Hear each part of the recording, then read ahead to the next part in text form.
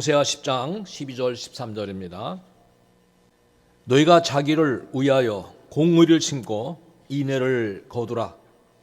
너희 묵은 땅을 기경하라. 지금이 곧 여호와를 찾을 때니 마침내 여호와께서 오사 공의를 비처럼 너희에게 내리시리라.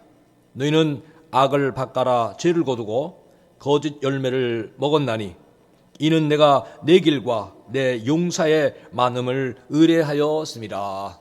아멘. 묵은 땅을 기경하라는 제목으로 우리 2월의 첫 주를 이렇게 말씀을 같이 은혜 나누게 되기를 바랍니다. 묵은 땅, 오랫동안 그 방치되어 있는 땅입니다. 방치가 돼서 잡초도 무성하고 가시와 엉겅퀴가 우거져 있어서 파종할 수 없는 이런 땅입니다. 만약에 여기에 파종을 한다 할지라도 아무 결실이 없는 땅입니다. 이것은 오늘 영적인 의미가 있음을 우리가 생각하면서 이 말씀을 살펴봐야 됩니다. 입춘이 지나갔습니다. 여러분, 입춘이 2월 3일이었습니다. 그리고 이제 음력의 절기인 1월 1일, 이번 주에 설날, 우리의 그 명절이 이렇게 있고요. 그 다음에 조금 지나 보면 2월 18일에는 우수라는 그런 절기입니다. 내리던 눈은 그치고 이제 비가 온다는 그런 절기고, 그 다음에 경칩 3월 5일이죠. 벌레들과 또 깨구리들이 이렇게 겨울 자면서 깨어나는 겁니다. 그래서 땅 밖으로 나오는 날입니다. 또 춘분 여러분 알죠? 낮과 밤이 같은 3월 22일을 보내게 되고, 또 청명, 이때 많이 성묘도 하고 또 나무 가지치기도 하는 그런 날입니다. 아주 날이 따뜻해서 맑고 화사한 그런 봄날을 느끼는 그런 청명. 그다음에 고구라고 하는 것은 촉촉이 비가 내리는 봄비가 내리는 새싹이 움툭해하는 그런 날이 4월 20일입니다. 이게 다 이제 봄에 진행되는 날입니다. 그래서 입춘이 되면은 동풍이 붑니다. 동풍이 불면서 얼음이 풀리고 이제 동면하는 그런 벌레들이 깨어나게 되는 것입니다. 그래서 입춘이 되면은 이제 한 해를 준비합니다. 그래서 농사꾼들은 사실 입춘이 되면은 땅을 일궈야 되는 이런 준비를 하게 되고, 또 새로운 해가 출발되는 봄이 될 때 많은 이제 우리 조상들이 대문이나 또 그 집에 기둥들에다가 이런 글을 써붙이는 경우가 많이 있었습니다. 입춘대길, 그렇죠? 입춘대길, 이것은 봄을 맞이해서 좋은 일이 많이 생겼으면 좋겠다, 그런 글을 써붙이고요. 그 다음에 건양다경, 경사스러운 일이 많이 생기기를 기원한다. 그래서 이 두 글자를 굉장히 많이 이렇게 써왔습니다. 우리가 봄이 되면서 우리 신앙인들은 어떤 생각을 하면서 시작했으면 좋겠는가? 저는 신앙 회복입니다. 신앙 회복, 예배 회복, 또 성령의 열매, 의의 열매, 빛의 열매, 전도의 열매, 거룩의 열매를 맺는 해가 되기 위하여 우리는 이렇게 묵은 땅을 기경하는 모습으로 나가야 될 줄 압니다. 설날이라고 하면 구정이죠. 우리의 새해, 어린이들이 가장 기다리는 명절이 아닌가 생각합니다. 지금 그런데 이 명절에 가족들이 모이는 그 아름다운 명절에 위기가 좀 다가오고 있습니다. 이 코로나 방역 때문에 지금 5인 이상 모임을 금지하라는 이런 명령이 내렸습니다. 아름다운 시간들이 지금 상실될 위기. 우리 어린이들에게는 어떻게 보면 세뱃돈이 상실될 위기. 저는 그런데 이게 조금 그래요. 지금 나라에 문제가 있어요. 정말 심각하다면은, 정말 안 된다면은 절대로 어디에서도 모임을 해서는 안 됩니다. 그래서 이런 얘기가 나옵니다. 인원 제한이 없는 백화점에서 만나자. 인원 제한이 없는 지하철에서 만나자. 인원 제한이 없는 뷔페 식당에서 만나자. 야, 비행기에 인원 제한이 없단다. 다 탄댄다. 이번 기회에 비행기를 타고 가자. 우스개 얘기도 나옵니다. 왜? 가장 아름다운 시간을 이제 이 코로나라고 인해서 방역 지침을 내리고 있습니다. 여러분들, 만약에 방역 지침대로 한다면 어른들을 작년에도 못 봤는데 올해도 볼 수가 없습니다. 그렇지만은 정말 부모나 어른들에게 마음이 있다면 어떤 방법을 통해서도 그 마음을 표현하며 서로 위로한다면 저는 그게 바람직한 모습이라고 봅니다. 지금은 누가 아파서 병원에 입원해도 사실 가볼 수가 없습니다. 보호자가 아니면은 면회가 되지 않습니다. 그런데 저는 안타까운 것을 봅니다. 직장은 정상 운영, 국회도 정상 운영. 그런데 예배를 드리면 예배 강행이라고 그러고, 그러면 국회도 강행이고 예배도 강행이면 모든 다 강행이에요. 출구도 강행. 지금 이런 우리가 좀 이상한 말을 듣는 세대를 사실은 살고 있어요. 왜 그런가를 우리가 알아야 됩니다. 서울시장 보궐선거, 부산시장 보궐선거를 운동하는 그 모임을 보면 수십 명, 기자들까지 보면 100명 이상의 모임체가 움직여 갑니다. 뭐 인원 제한, 거리 제한 전혀 무시됐습니다. 공적인 행사는 괜찮다, 사적인 행사는 안 된다. 이게 무슨 기준도 원칙도 없잖아요. 제가 이렇게 드리는 말씀 여러분 아셔야 됩니다. 요한복음 7장 7절은 저는 지난주에 보면서 은혜를 받았어요. 아, 예수님이 이래서 사람들이 미워했구나. 요한복음 7장 7절을 보면서 그런 말씀이 거기 나옵니다. 세상이 너희를 미워하지 아니하되, 세상이 있으면 미워하지 않습니다. 그러나 세상이 나를 미워하나니 이는 내가 세상의 일들을 악하다고 증언함이라. 그러니까 세상 일이 잘못된 것을 잘못됐다고 말하지 않으면은 미움받지 않는다. 그런데 잘못된 것을 잘못됐다라고 말하면, 예수님께서 서기관 바리새인들에게 이 회칠한 무덤 같으니라고, 이 외식주의자들이라고 말했을 때 미움을 받았어요. 그럼 우리는 악한 것도 침묵하고 악한 것도 못 본 척 한다면 어떻게 되겠습니까? 사실은 동조자죠. 그래서 우리는 오늘 이 말씀을 잘 생각해 봐야 됩니다. 절기상으로 분명히 구정이 지나고 우수와 경칩이 오면 땅은 휴지기를 멈춥니다. 오랫동안에 묻어뒀던 땅을 이제 파종해서 파종 시기에 들어가는데, 농부들은 이제 밭을 일궈야 되는 많은 부담을 가지고 출발을 합니다. 여러분, 묵은 땅에다가 그냥 심는다면은 결실이 별로 없습니다. 또 땅이 씨를 받아들이지가 않습니다. 오늘 우리가 성경에서 우리에게 주시는 이 묵은 땅의 의미를 잘 알아야 됩니다. 묵은 땅은요, 우리의 심령입니다. 즉 영적으로 폐역하고 완고한 마음의 상태를 묵은 땅이라고 말하는 것입니다. 이 부분에 대해서 예레미야 4장 3절이 우리들에게 주는 말씀입니다. 여호와께서 유다와 예루살렘 사람에게 이같이 이르노라. 자, 너희 묵은 땅을 갈고 가시덤불에 파종하지 말라. 여러분, 묵은 땅에 파종하면 헛수고하는 겁니다. 헛짓을 하는 거죠. 묵은 땅을 기경하라. 지난날에 폐역된 삶을 청산하라는 거예요. 청산은 완전히 없애라. 돌을 골라내듯이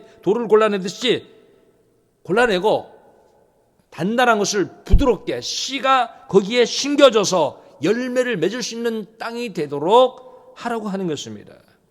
예수님께서도요, 비유를 말씀하셨어요. 여러분, 성경에는 비유가 있죠. 비유를 주시면서 이런 말씀하십니다. 마태복음 13장 13절을 보면은, 그러므로 내가 그들에게 비유로 말하는 것은 그들이 보아도 보지 못하고 들어도 듣지 못하고 깨닫지 못한다. 너무 안타까운 거죠. 하나님 말씀 듣는데 못 듣는다는 거예요. 보는데 알지 못하고 있다는 거예요. 네 개의 그 밭의 비유를 예수님 말씀하셨습니다. 길가의 밭 있죠? 지금 누군가는 길가의 밭이에요. 누군가는 돌짝밭이고, 누군가는 가시떨기의 밭이고, 그러나 누군가는 좋은 밭이라고 하는 거예요. 지금 우리의 밭을 이 앞에 세 부분의 밭이 돼서는 안 된다. 좋은 밭이 되라. 열매를 맺는 밭이 되라는 것입니다. 이 시기, 코로나 시기죠. 여러분, 이 시기에 우리가 많은 것을 해야 되지만 묵은 땅을 기경할 시기라고 봅니다. 이러한 시기에 우리 묵은 땅을 갈아엎어야 돼요. 묵은 땅을 갈아엎으면 좋은 밭이 되고 좋은 논이 되는 겁니다. 그래야 거기에서 결실이 많이 나오는 것입니다. 이 말씀을 오늘 우리에게, 하나님을 믿는 우리들에게, 신앙의 새 출발하는 우리들에게 하나님의 말씀을 받아들일 수 있는, 아멘할 수 있는 그런 믿음의 마음의 상태가 되도록 마음을 지경하라 하는 거예요. 마음을 기경하라. 예레미야 4장 4절에 분명히 말씀하고 있습니다. 너희는 스스로 할례를 행하여, 여러분 누가 너 좀 고쳐, 너 회개해, 이래서 하면은 별로 탐탁하게 여기지 않아요. 성숙한 신앙, 스스로 정말 깨닫는 거예요. 우리 교회 7가지 기도 제목에 보면 스스로라는 단어를 거기 붙여놨어요. 좀 스스로가 말씀도 읽고, 스스로가 기도도 하고, 스스로가 봉사도 하고 이런 거죠. 그러니까 스스로가 정말 나는 하나님의 자녀라고, 막 할례를 행하여 하나님께 속하고 내 마음 가죽을 베고 나 여호와께 속하라. 현대인의 성경에 보면요, 이게 이렇게 나옵니다. 너희 마음을 깨끗이 하고 청결하게 하고. 여러분, 우리 마음 깨끗이 하고 너희 자신을 나 여호와께 드리라. 이게 마음을 기경하는 거라는 거예요. 나를, 내 삶을, 내 중심을 하나님께 드려라. 여러분이 지금 하나님 앞에 중심을 드리지 못하는 사람은 다르게 보면은 다 묵은 땅이라는 거예요. 딱딱해진 땅, 완고한 땅, 하나님 앞에 나를 바치라. 여러분, 우리가 하나님 앞에 우리의 마음밭을 기경하고 돌아가면 모든 역사 하나님 다 읽습니다. 빈손으로 실패하는 삶을 살았어도, 정말 힘들고 어려운 어둠 속에 있다 할지라도 하나님은 우리와 함께 하시는 것입니다. 오늘 이제 첫 찬양곡이 있습니다. 주가 일하시네. 이 찬양을 우리가 같이 부르면서 주가 일하실 수 있도록 우리 주님께 향하는 이런 마음으로 우리 찬양하고 계속 말씀 듣겠습니다.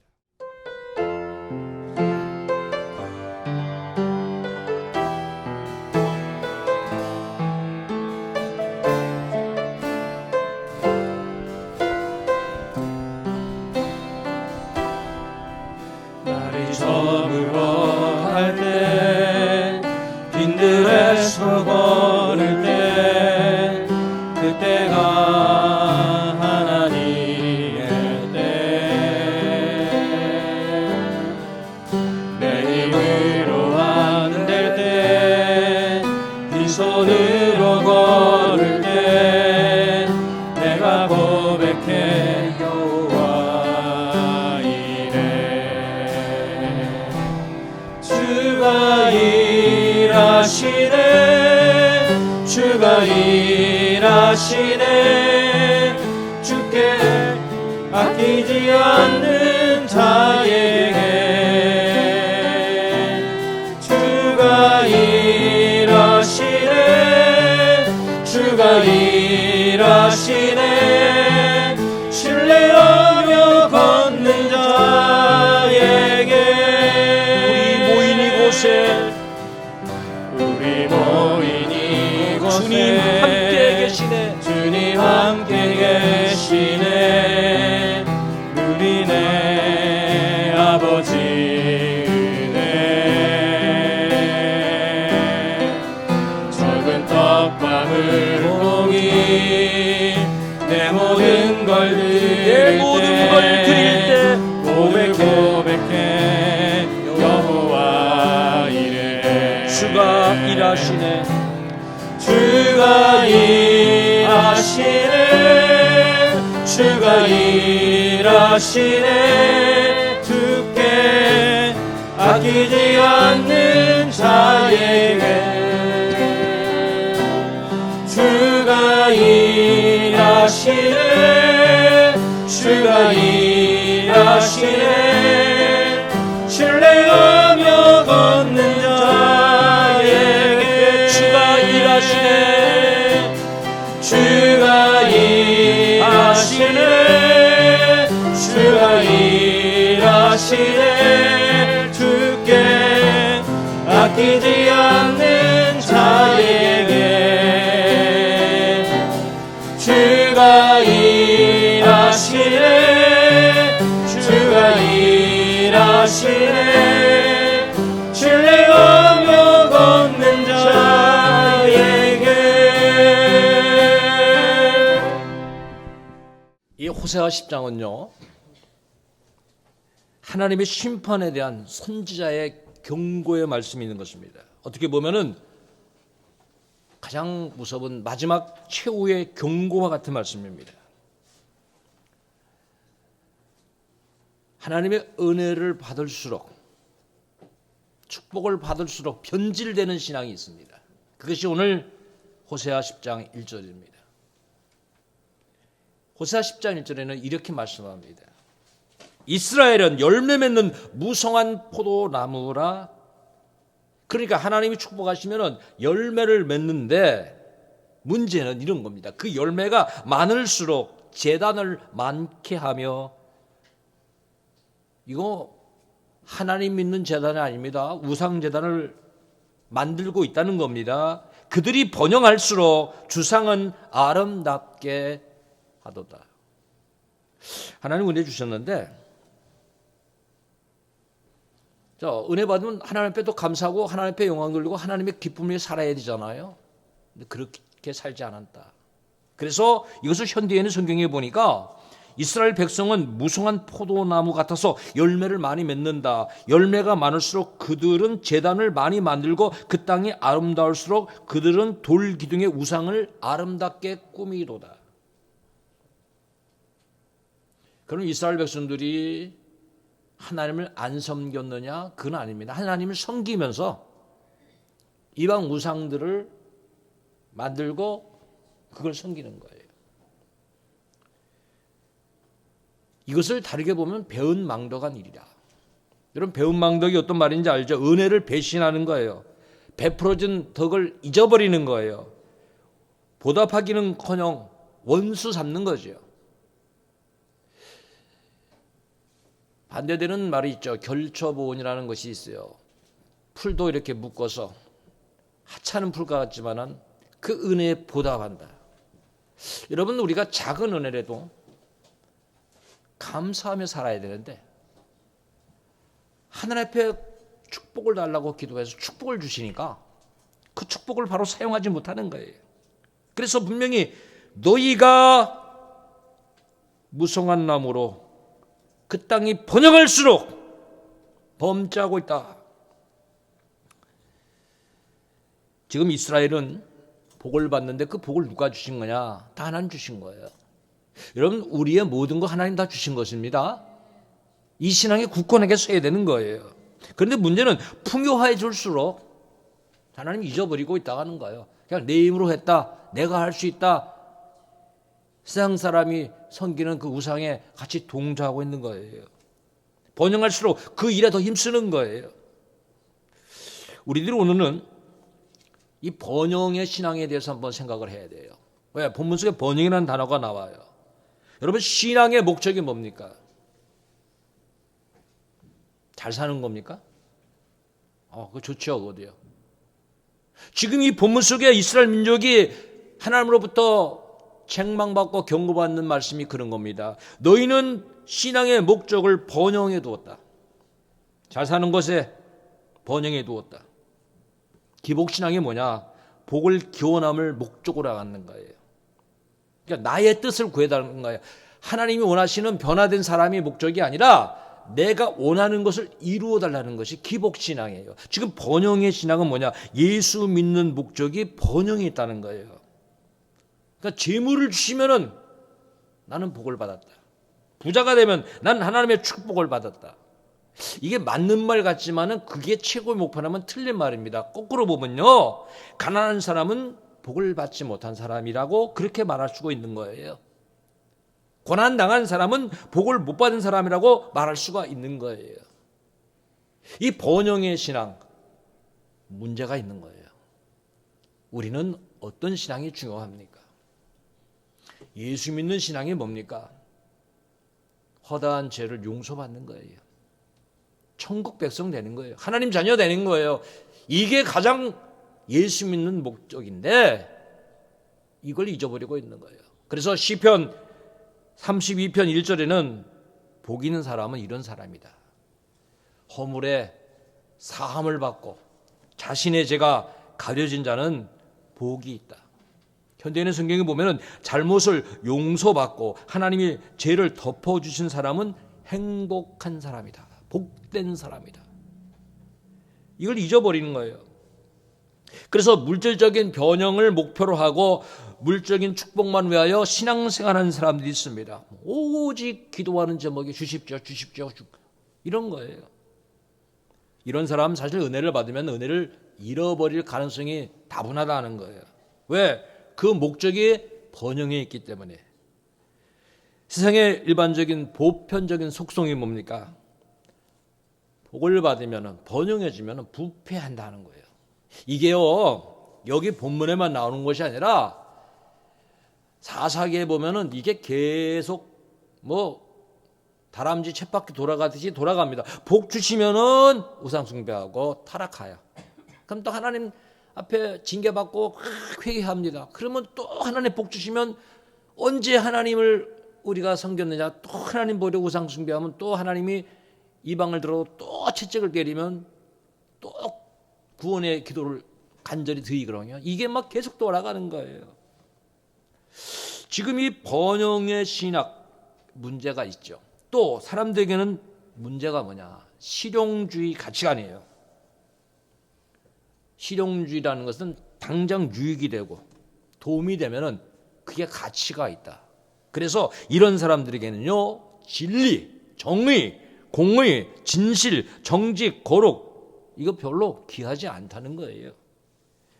실제적인 것, 나에게 유익하고 유용한 것이 정말 가치가 있다 그러는 거예요. 그래서 이러한 사람들에게는 기도 1시간, 예배 1시간 별로 유익하지 않다. 결국 이런 사람들은 어디로 갑니까? 유물상한으로 가는 거예요.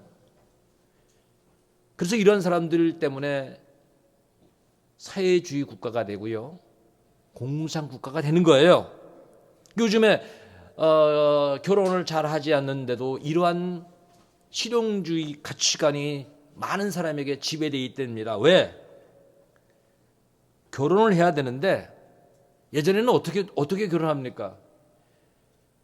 이 사람이 재산이 있느냐 없느냐 이거 안 따져요. 그냥 좋아서 서로 마음이 맞으면은 그 결혼했거든요.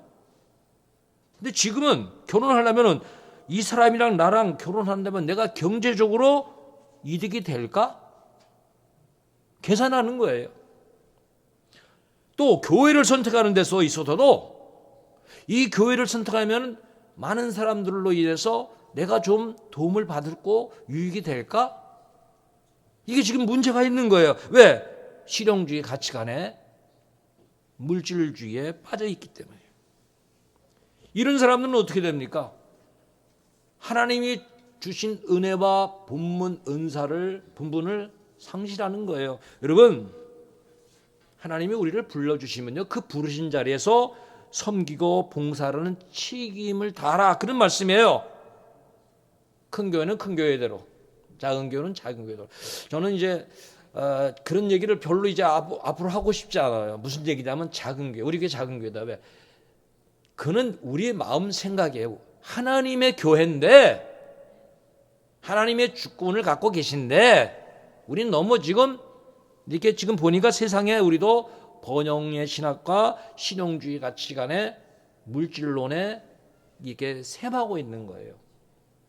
여러분, 이제 우리 성도들 어느 교회와 어느 누구를 만나도 기죽지 마세요. 숫자 파악하고 물어보는 사람 그 문제가 조금 있다 생각하세요. 왜? 그것으로 평가하려고 하는 거예요. 절대 그렇지 않습니다. 오늘 우리들에게 하나님이 주신 말씀, 그래서 여러분 번영만 쫓으면 안 돼요. 만사 형통만을 구해서는 안 되는 거예요. 영광된 나날, 화려한 나날, 즐기는 날만, 쾌락의 날들만 쫓아서는 안 되는 거예요. 성경에 한번 여러분 생각해 보십시오. 고난당한 것이 내게 유익이라. 이걸 어떻게 그럼 설명할 거예요? 네? 성경은 그렇게 말하는데. 고난당한 것이 내게 유익이라. 환난은 연단은, 연단은 인내를. 그렇죠? 환난은 인내는, 인내는 연단은, 연단은 뭡니까? 소망을 이룬다. 그 환난당한 것이 소망받는 축복의 지름길이고, 그리고 현재 받는 고난은 장차 받을 영광과 좋게 비교할 수 없다. 이런 말씀들이 얼마나 많습니까? 주님이 또 우리에게 주신 누가복음 9장 23절의 말씀이 있어요. 이런 말씀이 있어요. 무리들에게 말씀하시죠. 오늘 무리들은 다 우리들입니다. 예수 믿는 사람들, 주님을 따르는 사람들이죠. 그들에게 말씀하신 거예요. 아무든지 나를 따라오려거든 자기를 부인하고. 여러분, 자기 부인이 뭡니까? 나의 세상적인 허영심, 욕심, 그 모든 걸, 정욕을 십자가에 이렇게 못 박는 거죠. 자기를 부인하고 날마다 주일만이 아닙니다. 날마다 제 십자가를 지고 나를 쫓을 것이다. 그래서 이 신앙의 길은 어떤 길입니까? 십자가의 길, 고난의 길, 골고다의 길, 가시밭길의 길이라는 거예요. 근데 이걸 상실하고 있어요. 잊어먹고 있어요. 그래서 오사야에서는 열매를 맺긴 맺지만은 하나님 앞에 보이는 너희들은 너무 껍데기적인, 형식적인, 외식적인 모습이었다.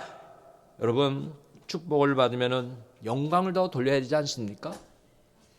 그런데 사사기 시대에도 그랬고 계속해서 이러한 하나님과 우상세에 오가는 거예요.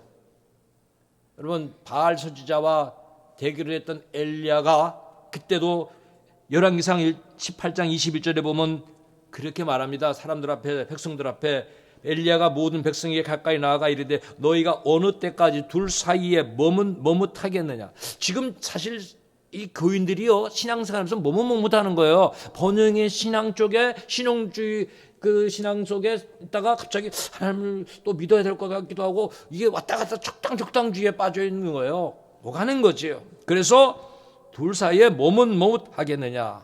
만일 자, 여호와가 하나님이면 그를 따르고 바알이 하나님이면 그를 따라라. 그런데 당시에 아무도 그 대답을 못했어요. 우리가 하나님 따르겠습니다.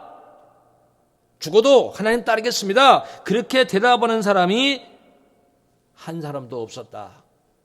그때 당시에 오직 엘리야만이, 그리고 숨겨진 7천인만이 하나님을 섬겼던 것을 우리가 보게 되는 것입니다.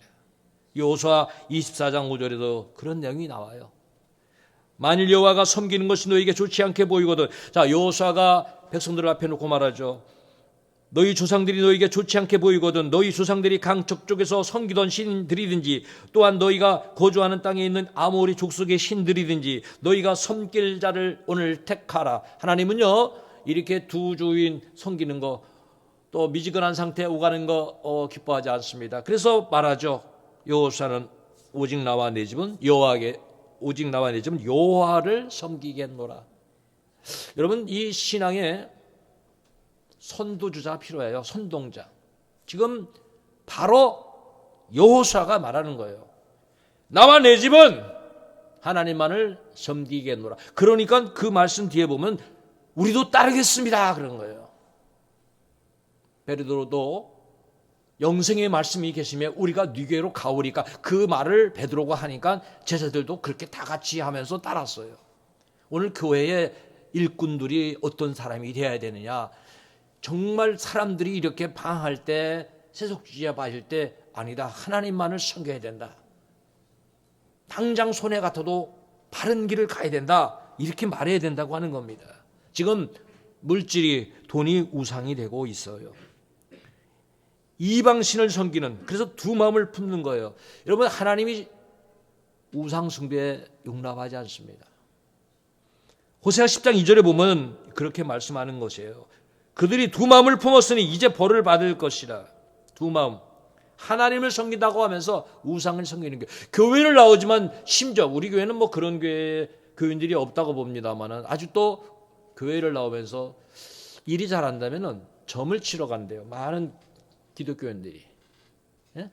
거기 가서는 막 복채를 많이 내면서 뭐 교회 와서는 헌신생활하는 것을 굉장히 꺼려하죠.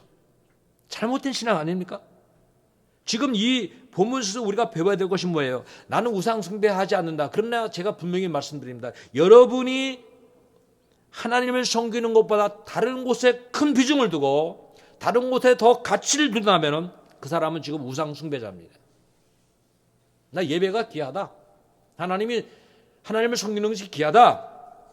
오늘 내 신앙이 귀하다. 그러면 그 사람은 하나님 앞에 가치를 둔 겁니다. 사람들은요, 보이는 것을 사실 의지합니다. 지금 이 호세아서에 나온 것도 마찬가지죠. 보이는 물질, 또 보이는 사람들, 보이는 군사들, 이런 걸 의지하는 거예요. 거기에 영향을 받는 거예요. 저는 우리 성도들이 좀 성숙해지기를 바라는데요. 여러분, 성숙의 신앙은요, 뭐 제가 말씀드린 게 아니에요. 하박국 선조의 그 선지자 신앙입니다. 아무것도 없었는데 여호와로 인하여 기뻐하는. 여러분 한번 생각해 보세요. 지금 아무것도 없다고 하는데 여러분 기뻐할 수 있어요? 염려하지 말라. 내일을 염려하지 말라. 염려하지 않고 있을 수 있어요? 염려하지 않고 있을 수 있는 비결이 길이 뭡니까? 하나님이 다 아신다는 믿음을 가지면 되는 거예요. 인도하신 대로 살겠다는 믿음을 가지십시오. 믿음을 가져야 돼요. 세상의 물질이 다 가니. 그래서 하나님의 나라는 로마서 14장 17절 분명히 말씀하고 있어요. 하나님의 나라, 즉 믿음의 생애는 먹는 것과 마시는 것이 아니요 오직 성령 안에 있는 의와 평강과 희락이라. 그 여러분들 하나님과의 바른 관계를 위해서 하나님 주신 평강과 하나님 주신 기쁨을 가지고 있어 오늘 우리가 승리 생활을 하고 있는 겁니다. 할렐루야. 그러나 그렇지 못하면 오늘 하나님 주신 평강을 뺏겼어요. 기쁨도 뺏겼어요. 하나님과의 관계가 두절됐어요. 그리고 세상 것만 의지하는데 좀 두둑하면 평안하고 갑자기 가지고 있는 것이 없어지면 힘이 없다. 이거 믿음의 사람은 아닙니다. 물질 의지하고 사는 겁니다. 세속적으로 살아가는 것입니다. 여러분, 우리는 본질을 보는 거예요. 현재 눈에 보이는 것이 본질이 아니에요. 하나님의 세계, 믿음의 세계, 천국. 오늘 이 복음을 봐야 돼요. 우리는 흔들리지 않는 천국을 바라보는 것이 신앙생활입니다. 히브리서 12장 28절에 말씀하고 있어요. 그러므로 우리가 흔들리지 않는 나라를 받았으면 그죠? 천국 흔들리지 않잖아요. 왔다 갔다 하는 게 아니잖아요. 예? 하나님이 오늘은 좋으신 하나님, 내일은 나쁘신 하나님, 그렇게 막 거짓말하는 그런 하나님이 아니잖아요. 신실하신 하나님 믿을 수 있잖아요. 그 흔들지 않은 나라를 우리가 받았은 적 이로 말미암아 경건함과 두려움으로 자 하나님을 기쁘시게 하자. 그리고 시편 16편 8절에도 이런 사람이 흔들리지 않는 거예요. 다윗의 고백이죠. 내가 여호와를 항상 내 앞에 모심이요 그가 나의 오른쪽에 계심으로 오른쪽에 우편 하나님 내 우편에 계심으로 내가 흔들리지 아니하리로다. 여러분 우리 성도도 이런 신앙이 돼야 되는 거예요. 예레미야 4장 1절로 2절에 보니까 지금 해결을 독촉하시면서 기회를 주시면서 주시는 말씀이에요. 여호와께서 이르시되 이스라엘아 내가 돌아오려거든 내게 돌아와라. 내가 만일 나의 목전에서 가증한 것, 여러분 가증한 것은 우상 숭배 아닙니까? 다른 곳에 더 비중을 두는 것을 버려라. 그리고 버리고 흔들리지 아니하며 자 흔들리지 아니하고 진실과 정의와 공의로 여호와의 삶을 두고 맹세하면 이제는 복을 줄 것이다. 나로 말미암아 자랑하게 할 것이다 라고 분명히 말씀하고 있어요. 그래서 오늘 호세아서에는요 심판의 원인을 네 가지로 말하고 있어요. 그 첫 번째가 뭐냐? 우상숭배. 우상숭배 가치 없어요. 두 번째가 나와요. 무엇을 하나님 심판하시냐? 거짓 맹세의 죄입니다. 거짓 맹세. 여러분 거짓 맹세하면 안 돼요. 하나님은 진리 하나님.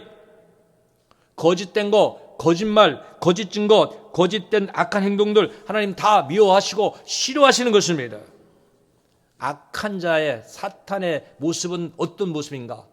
예수님은 요한복음 8장 44절에서 그 악한 자의 음모를 말씀해 주셨어요. 거기 나옵니다. 너희는 너희 아비 마귀에게서 났으니.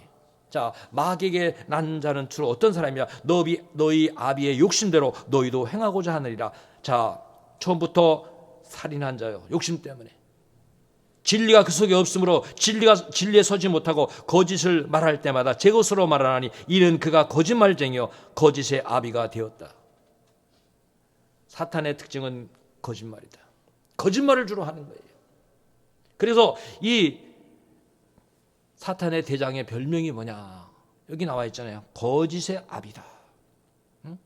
거짓의 아비다. 요즘 세상은요, 진실이, 정직이 자꾸 짓밟혀지고 무너지고 가려지고 있어요. 거짓이 판을 치고 있어요.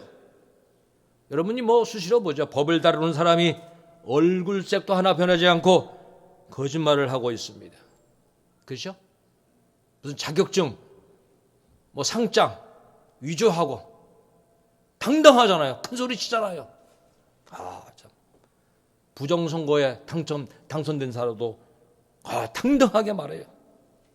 거짓이, 여러분 거짓이라는 것이 왜 나쁜가 하면요, 내가 만약에 살인하면은 한 사람만 죽인 거예요.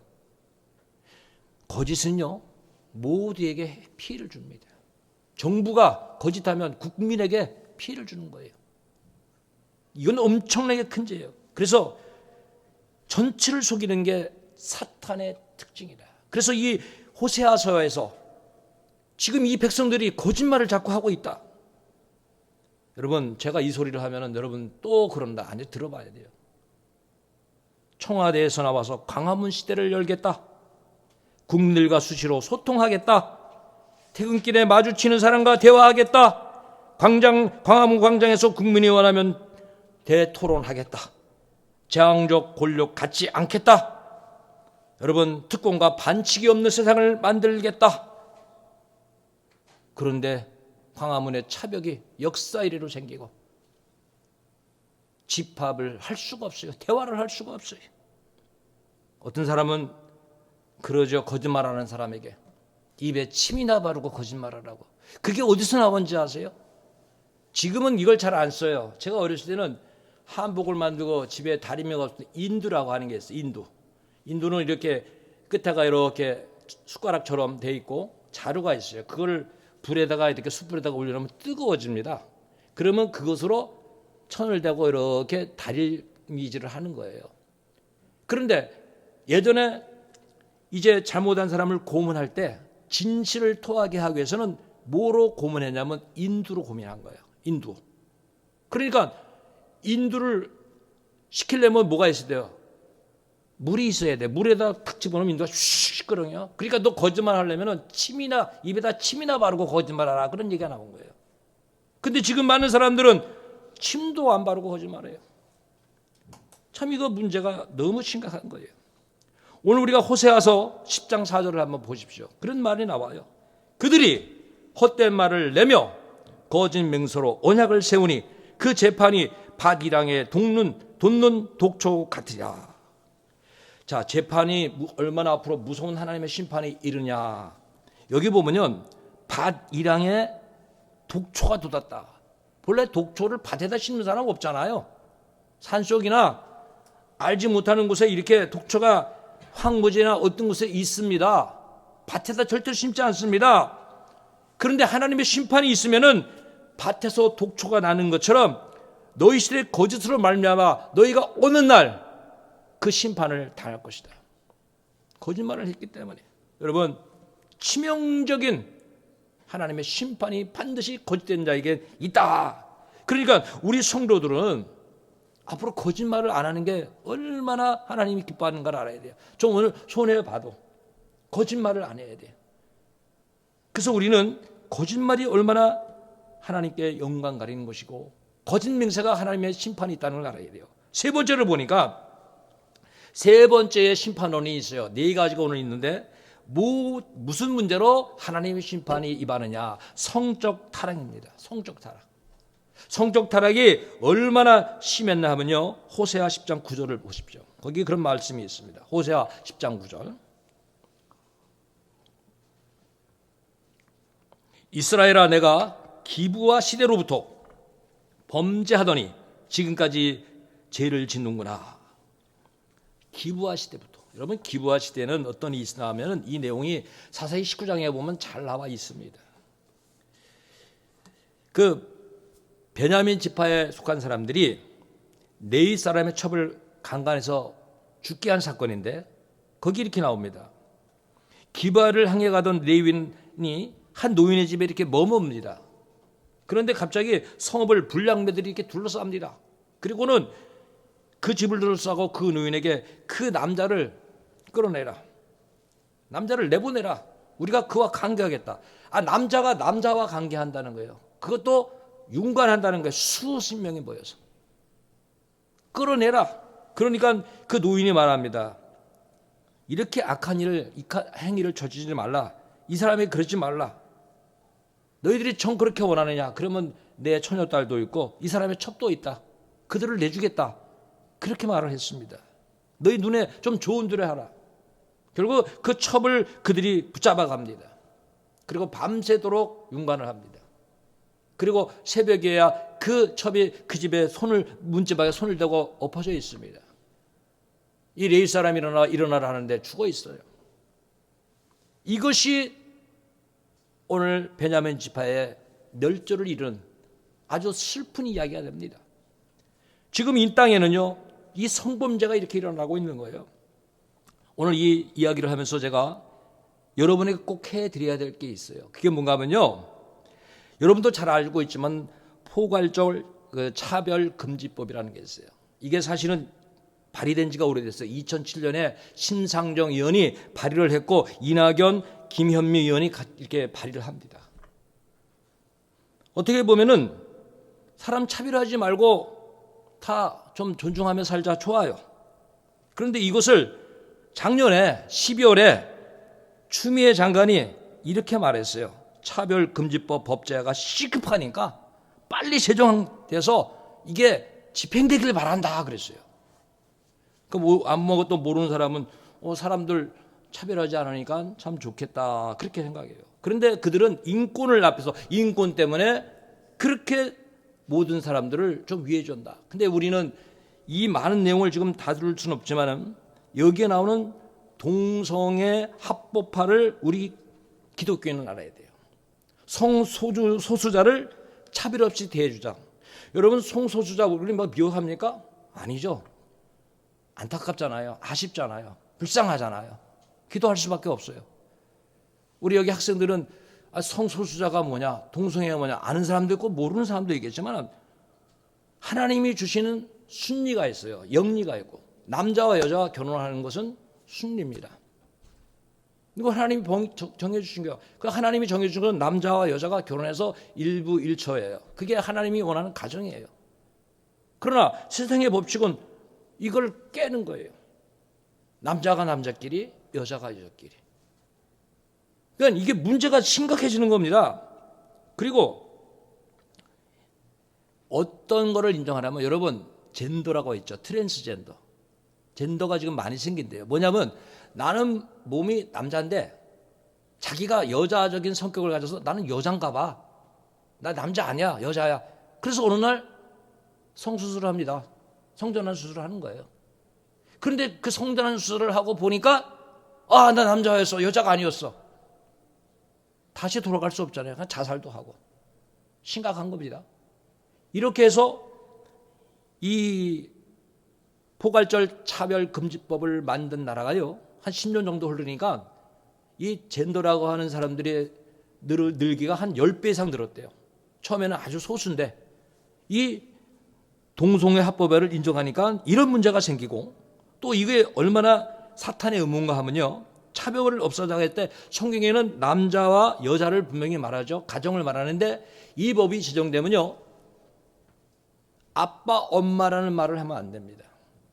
아빠 엄마가 이미 동성애자한테는 차별적인 피해를 줬다.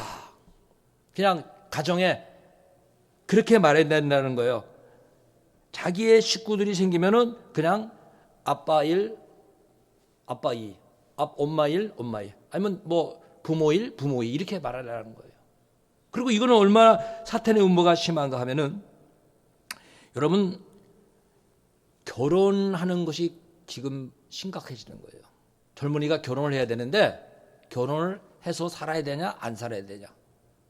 그리고 이것이 법제화되면은 동성 간의 성관계로 인해서 에이즈가 많아지는데, 우리나라도요 지금 에이즈 때문에 통계로 보면 약 1년에 6,000원 이상이 에이즈 그 치료비로 이렇게 들어가고 있대요. 엄청난 돈이 들어가 있죠, 현재도. 근데 이게 법제화되면은 수많은 문제가 생기고 정상적인 결혼이 망가지고, 또 어떤 문제가 생기느냐. 자, 동성끼리 와서 목사님한테 우리 주례 좀 해주십시오. 그래. 그래서 그 주례를 해야 됩니까 말아야 됩니까? 안 해주면은 그 목사님은 그들을 차별했다 해서 목사님은 처벌을 받는 거예요. 벌금을 내든지 구속을 당하든지. 교회에서 동성애가 잘못됐다는 설교를 못합니다. 실제적으로 지금 유럽에서 수많은 교회들이 이것 때문에 핍박을 받고 있어요. 목사님이 설교를 못하니까요. 사람들이 묻는 거예요. 동성애가 잘된 겁니까 못된 겁니까? 말을 못하는 거예요. 심지어 미국에서는요, 동성애자가 결혼을 하기 위해서 케이크를 만드는 사람에게 케이크를 주문했대요. 우리 결혼하니까 케이크를 좀 해달라, 동성애자가. 그런데 케이크를 안 만들어줬대요. 근데 그 사람이 한국 사람이래요. 우리나라 돈으로 한 1억 5천만 원의 벌금이 나왔대요. 안 만들어준다고. 동성애에 대해서 설교한 사람들, 목사님들, 교회 폐쇄돼서 몇 개월간 교회를 예배를 못 드려요. 그래서 막 들판에서 천막 치고 들에서 예배 드리는 그런 것이 오늘 많습니다. 아주 심각한 거예요. 그리고 굉장한 심각한 문제가, 어떤 문제가 생기는가 하면요, 교회에서요 동성애자를 청소년 사역자로 안 쓰면 그 교회 또 문제되는 거예요. 그리고 여러분 이미 이야기는 듣고 있죠.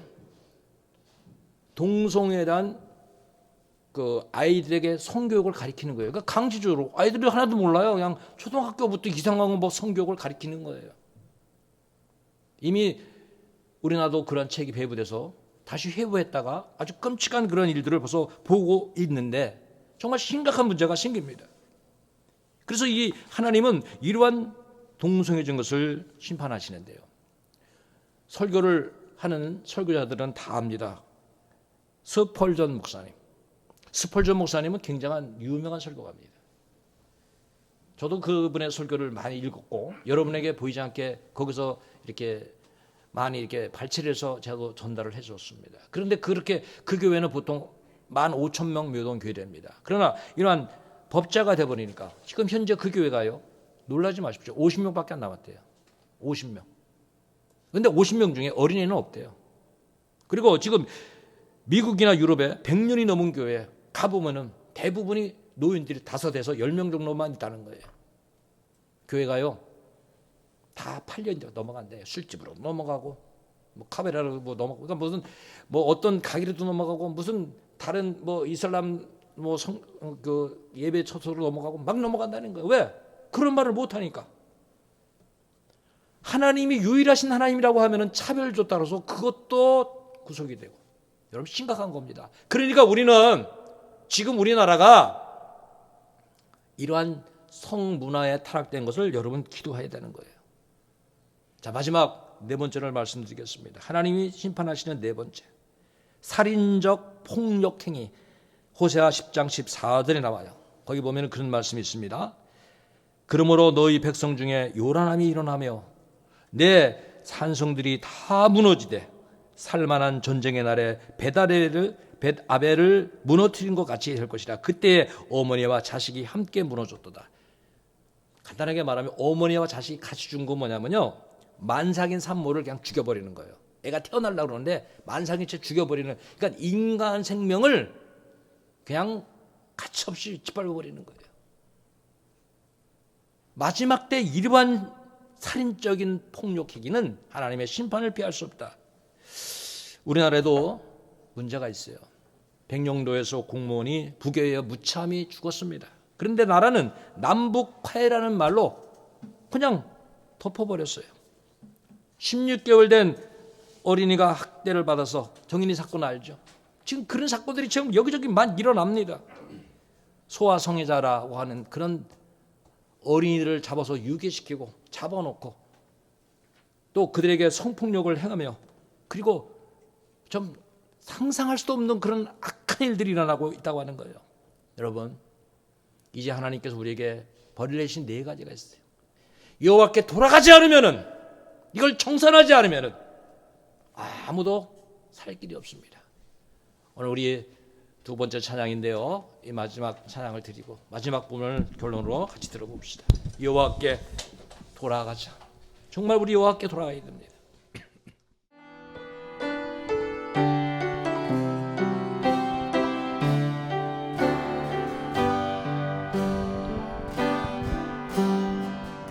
내 백성들 나를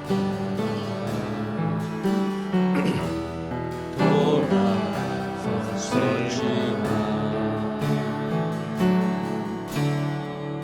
내 사랑을 내 백성들 보기 못하니 내 모든 것 내어주고 나 그들을 얻으리라 여호와께 돌아가자 우린 돌아서도 그는 변치 않네 여호와께 돌아가자 우린 넘어져도 그 사랑 영원하네 사랑은 오래 참고 사랑은 오래 참고 자신을 내어주네